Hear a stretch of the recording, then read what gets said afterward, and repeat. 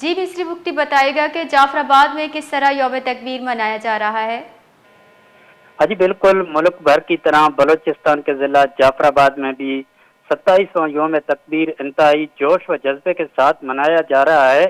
Deputy commissioner جعفر آباد کے office میں پرچم کشائی تقریب منعقد ہوا، جس میں ڈپٹی کمشنر جعفر آباد خالد خان نے ضلع کے دیگر آفیسران کے ہمراہ پرچم کشائی کی۔ پولیس کی چاق و چوبند دستے نے قومی پرچم کو سلامی دی۔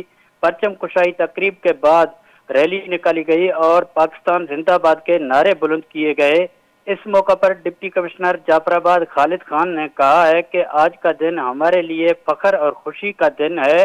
28 مئی 1998 کو پاکستان نے ایٹمی دھماکہ کر کے دشمن کا غرور جو ہے وہ خاک میں ملا دیا ہے۔